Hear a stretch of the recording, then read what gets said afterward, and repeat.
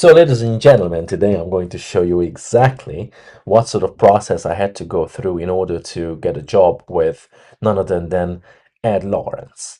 Now, the thing is, he posted this job application thingy 10 months ago, and I went through the application, and I'm going to show you today exactly what I had to do and what was the task and stuff like that. If you are interested to work with your idols or people you look up to, like I do with Ed, I'm going to show you the ins and outs of the job application. Now, since I did not sign an NDA with Ed, and Ed, if you're watching this, you want me to take this video off, I will do 100%. But I think it's a valuable lesson for you guys, and it was for me to see what sort of requirements do these people, the kind of people like Ed Lawrence, actually ask from someone who wants to work with him.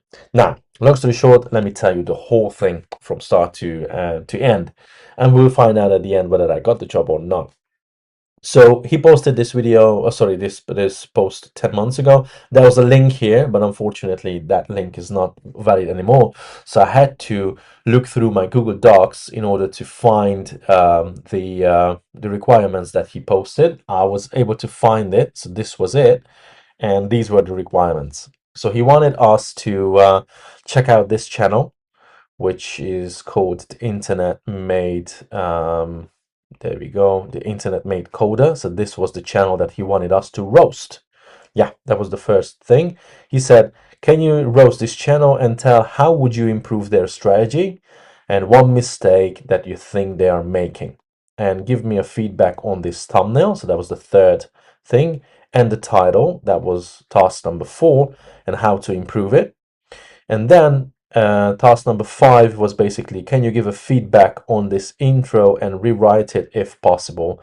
And basically he gave us a link to one of this guy's videos.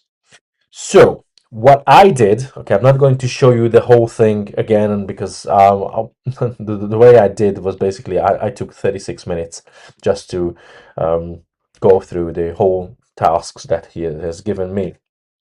I'm not going to do that again today, but I'm going to show you what I chose to do. Okay, so basically, if you go back here, it's 5 tasks that he gave us.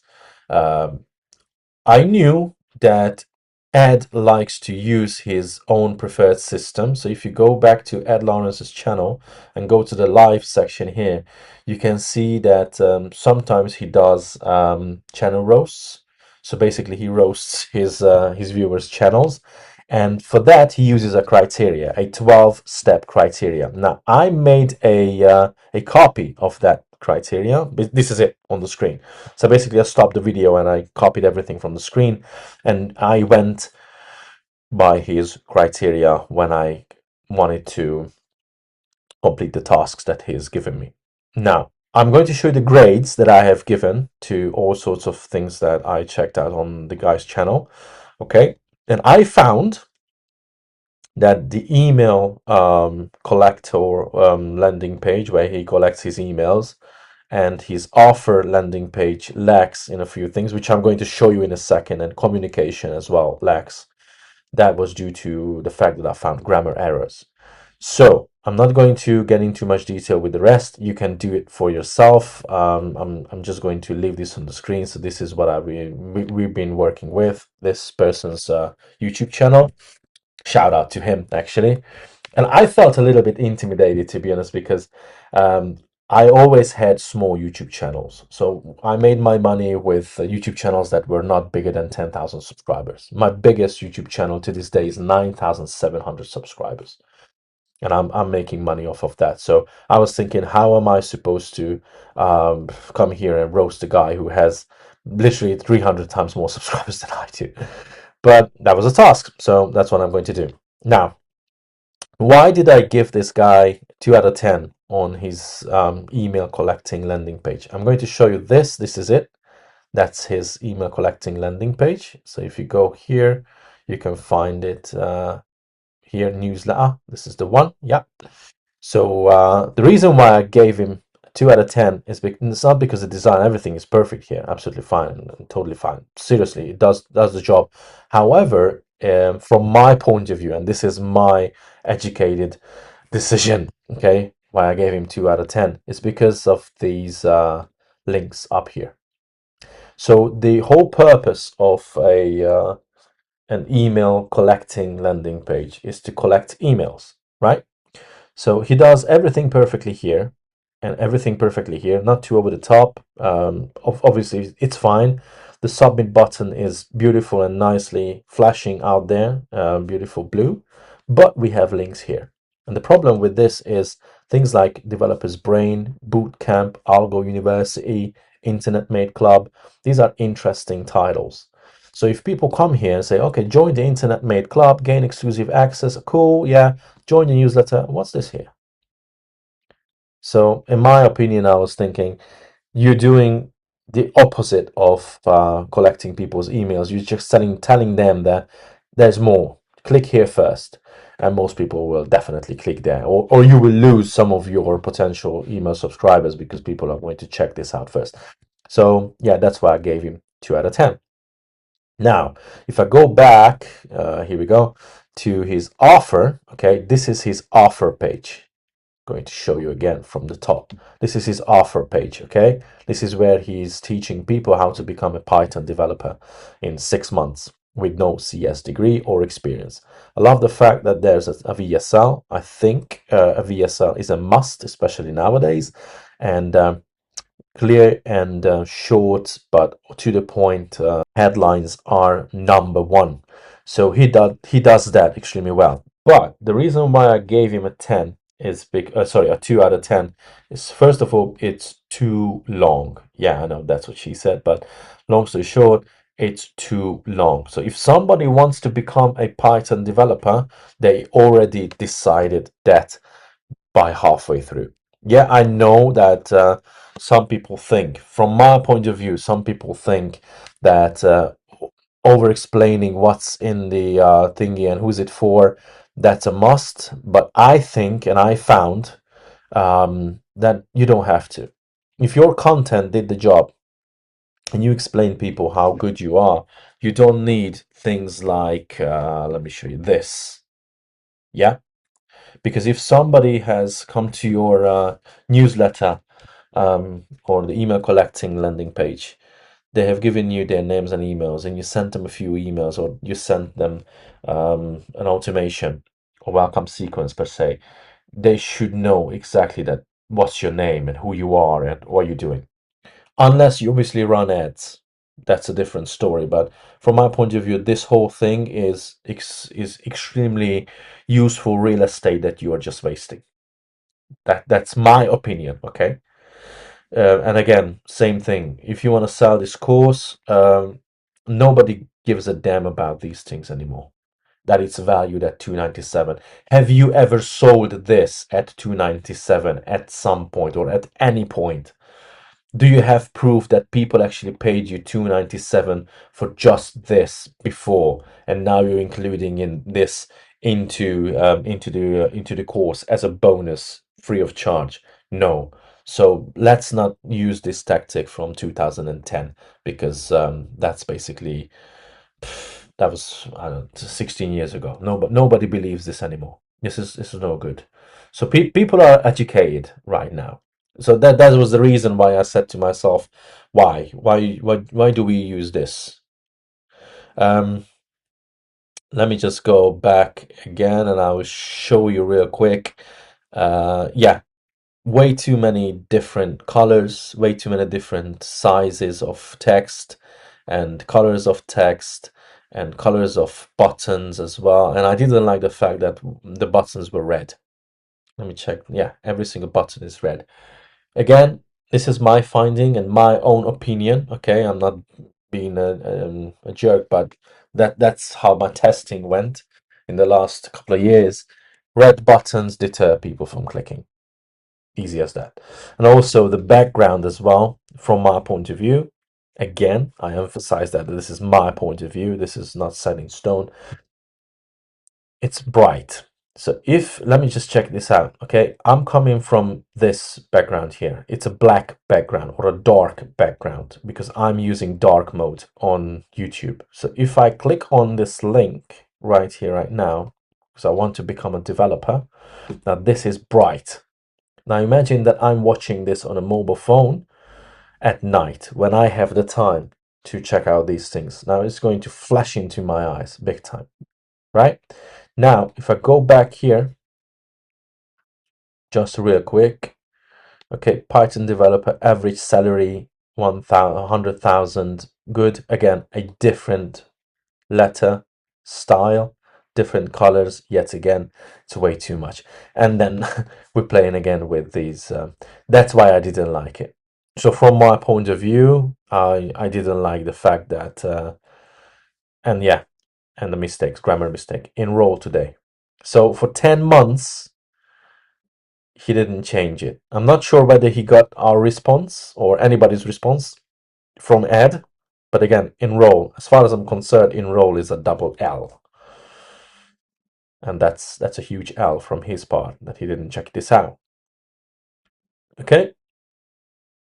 Yeah. Interesting. And now, and this is the funniest part, the whole course is 297. And everything here was valued at 297, and now it's part of the thing. Who believes this shit? Forgive my French, but who believes the fact that you are going to sell a course that has like immense value, $5,000 value, oh sorry, $3,000 value for 297? Why?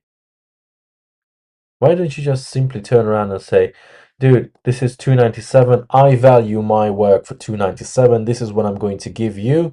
And if you are good at this and you trust what I'm saying, you could be making, where was it? 100K a year. So that's the business. Like you give me 297 and I give you the knowledge that can get you 100K. Easy as that. You don't even have to oversell it. This is overselling. So that was the reason why I gave him a 2 out of 10 on the offer and on the communication. Now I remember, yeah. Interesting.